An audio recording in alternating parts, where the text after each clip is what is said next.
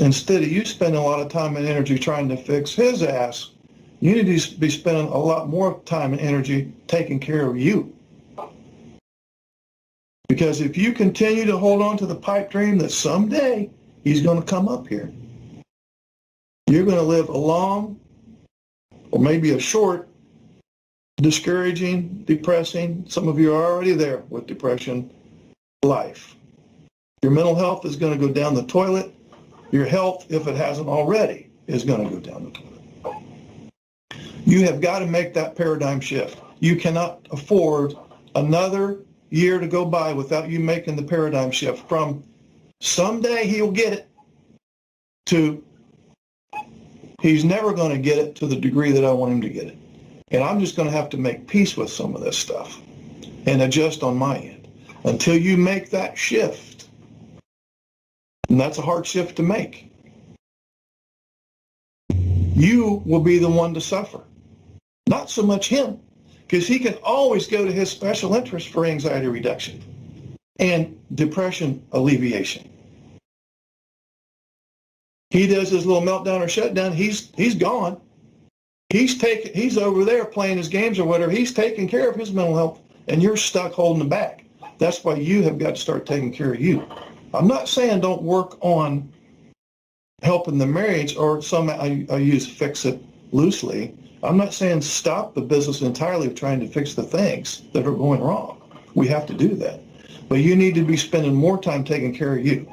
Make up a number just so you'll know. Instead of you spending 90% of your time worrying about him, you need to spend a good 60% of the time worrying about you and save that other 40 for worrying about him, just to make up some easy math.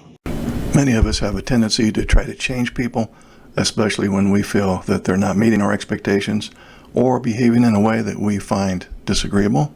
However, attempting to modify someone else can be a challenging and often unproductive endeavor. People are complex and multifaceted individuals with their own set of thoughts, beliefs, and experiences that have shaped who they are and how they perceive the world around them. While it's possible to influence someone's behavior to some extent, trying to fundamentally change who they are is rarely successful. It's important to recognize that every person has their own unique set of qualities and characteristics that make them who they are. These traits and behaviors are often deeply ingrained and rooted in past experiences and upbringing, making them difficult to alter. Attempting to change someone without their consent or cooperation can be perceived as intrusive or disrespectful, creating tension and damaging relationships. So, rather than trying to change others, it's more productive to focus on accepting people for who they are and finding ways to work with them that are mutually beneficial. Now, this approach requires a willingness to listen, understand, and respect others' perspectives, even when they differ from our own. By embracing diversity and seeking common ground, we can build stronger, more positive relationships and foster a more inclusive and accepting society. You can multitask cognitively. He cannot. So if you bring up problem one, and then 30 minutes into the conversation, which is way too long, you're now on problem 5 or 6, you lost him way back there at the 5-minute mark.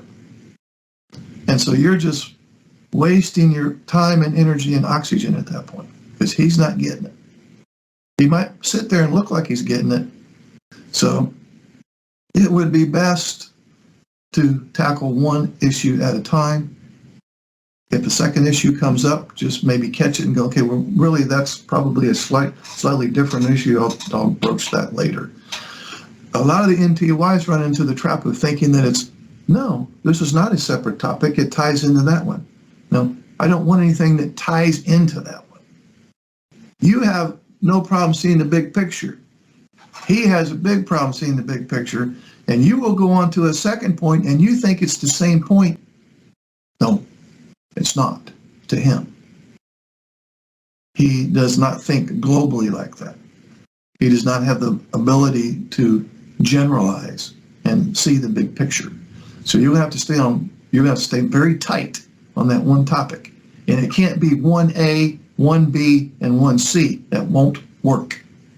You can do that, and you do it well. That's one of your strengths. He ain't got that strength. Hey guys, this is Mark, and I got a message for the neurodiverse couples out there. Have you noticed that the more you, by the way, this is both for the NT wife and the ASD husband. This is a two-way street here. Have you noticed that the more you try to control your spouse, the more control you lose? In other words, the more you try to control the other person, the more they become uncontrollable. Your skills at controlling suck. You get a big, fat, freaking F- on your ability to control. It's not even a neutral thing. You not only don't achieve controlling, you get the opposite effect, where now they become resistant. So, what's the moral to this little video here? I got another challenge for you, a 7-day challenge. It's the 7-day no control challenge. We'll call it that. What do I mean by that is when you're tempted to do anything that remotely smells like control. And you have a good idea of what that is. Just keep your mouth shut and let's see what happens for a 7-day trial. So comment under this video in 7 days from now, because those of you who are going to take the 7-day no control challenge, I want to hear and see what happened and if you think it improved the situation at all. I'm not saying to ignore safety concerns. You know, if there's something and it's a safety issue, you may have to control that.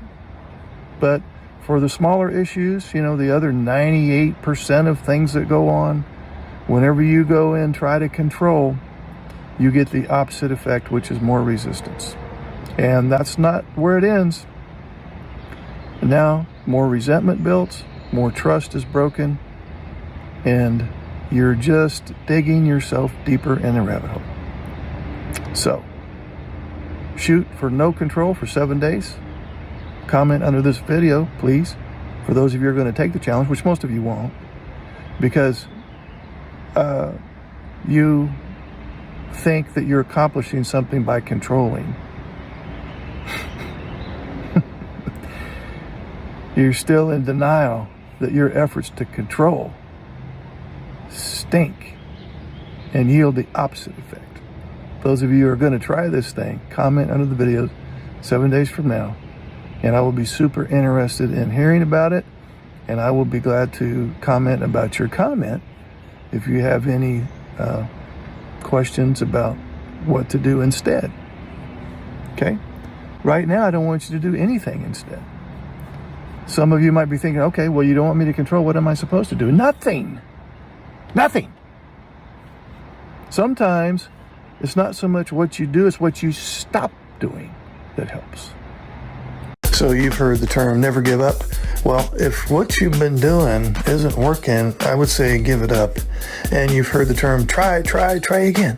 Yeah, well, if what you're doing isn't working, I would say stop trying that. The more you try to control the other person, the more unhappiness you bring into your life. Think about examples from your own experience. As you have tried to control your spouse, did that bring happiness? I'm guessing it brought the opposite, some form of misery. And to make matters worse, the more you try to control the other person, the less control you get. Because nobody likes to be controlled, and they will resist and purposely become uncooperative to save face, to protect their ego, and in some cases, they resist purely for spite. When you try to control your spouse, you're engaging in one of the most unloving things that you can do, because the hidden message there is, you're not good enough for me. You need to change for me. You're not meeting my expectations, therefore you're being inappropriate, disrespectful, selfish, uncaring, insensitive, narcissistic, and other labels such as that. To control your spouse lets him know in no uncertain terms that he's not measuring up. This damages self-esteem and makes trying not worth the effort. Now, I'm not saying that your spouse has no room for improvement, and I'm not saying there's no behavioral changes that need to happen, but that's none of your business. Your business is about love, compassion, gratitude, extending grace and mercy where needed. But when you cross the line over to, I need to work hard at controlling you, your thoughts, your feelings, your behavior, now you're in your spouse's business, not yours. You're responsible for your happiness, not your spouse. If your attitude is, my spouse has to say certain things, or my self-esteem suffers, or my spouse has to perform in certain ways, or I feel disrespected, or my spouse has to avoid saying or doing certain things, or I slip into a depression. If those are your thoughts, you've put your power in somebody else's hands where it does not belong. Your spouse cannot make you spit, can't make you stand on your head, can't make you mad, glad, sad, can't make you anything you don't want to be. That's your job. Controlling your spouse is not your job and will bring more unhappiness, guaranteed.